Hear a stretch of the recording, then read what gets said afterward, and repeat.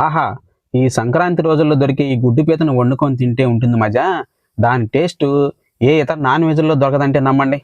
Hi అండి, అందరికి నమస్తే. నా పేరు గురు. వెల్కమ్ టు మై ఛానల్ ప్రకృతి మమేకం. ఈరోజు ఈ వీడియోలో మరొక ఆర్గానిక్ నాన్ వెజ్‌తో వచ్చాను. వీటిని ఆర్గానిక్ నాన్ వెజ్ అని ఎందుకు అంటున్నానంటే వీటిని మందులు వేసి పెంచలేదు. సముద్రం బ్యాక్ వాటర్‌లో పట్టిన పీతలు ఇవి. అలాగే మొన్న వీడియోలో చెప్పుకున్న నత్తలు కూడా చాలగట్లు, కాలువల మట్టి పట్టినవే. ఈ పీతల్ని మనం ఆహారంగా తీసుకోవడం ద్వారా కొన్ని ఆరోగ్య ప్రయోజనాలు ఉన్నాయని తెలుసుకున్నాను. ఆ విషయాలు ఇప్పుడు మీకు తెలియజేస్తాను. అవేంటంటే మన మెదడు పనితీరుని, గుండె పనితీరుని మెరుగుపరుస్తుంది. అలాగే మన శరీరం లోపల బ్యాడ్ కొలెస్ట్రాల్ పోయి మంచి కొలెస్ట్రాల్ ఉండేట్టుగా చేస్తుంది. ఇంకా మన జీర్ణక్రియను కూడా మంచిగా జరిగేటట్టు చేస్తుంది. మన శరీరం లోపల ఉండే దంతాలు, ఎముకలు కూడా గట్టిగా ఉండడానికి ఇవి ఉపయోగపడతాయి. ఈ పీతల్లో ప్రోటీన్స్ ఎక్కువగా ఉంటాయంట. ఇలా ప్రోటీన్ లోపం ఉన్న వాళ్ళకి ఈ పీతల్ని ఆహారంగా ఇస్తే చాలా మంచిది. ఈ పీతలు అంటే ఇష్టం అని చెప్పేసి నా ఫ్రెండ్ కొన్ని పీతలను తీసుకొని పంపించారు. ఇవి కేజీ 400, 500, 600 ఇలా పీతల సైజుని బట్టి రేటు పెరుగుతూ ఉండిద్ది. ఇవి ఈ సంక్రాంతి టైంలో గుడ్డు మీద ఉండి మంచి టేస్ట్గా ఉంటాయని చెప్పి రేటు కూడా ఎక్కువగా ఉంటుందండి. అదిగో మా బామర్ది లైన్లోకి వచ్చాడు. ఇంకా వాటన్నిటిని మంచిగా క్లీన్ చేసి నీట్గా మళ్ళీ వంటకు రెడీ చేసి పెడతారు. ఇవ్వండి అవన్నీ తీసేసాడు.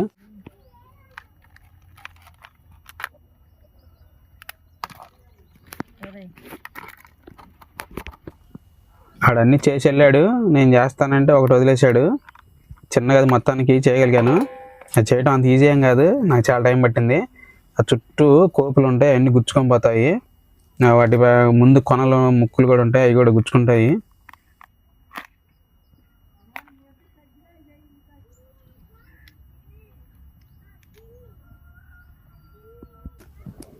అదిగో మీకు పీత పైన పెంకు తీసిన తర్వాత లోపల పసుపు కలర్లో కనపడుతుంది కదా, అది గుడ్డు అంటారు. అలా ఉంటే అది గుడ్డు పీత అని మనకు తెలుస్తుంది.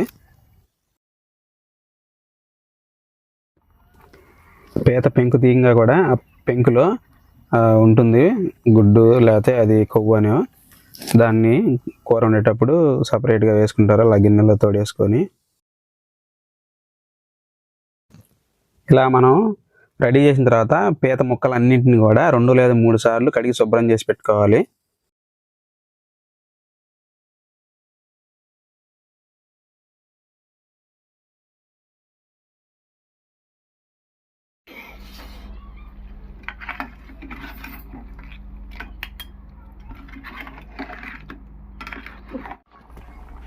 మా ఊరికెళ్ళి ఈ పీతలు ఉండవండి.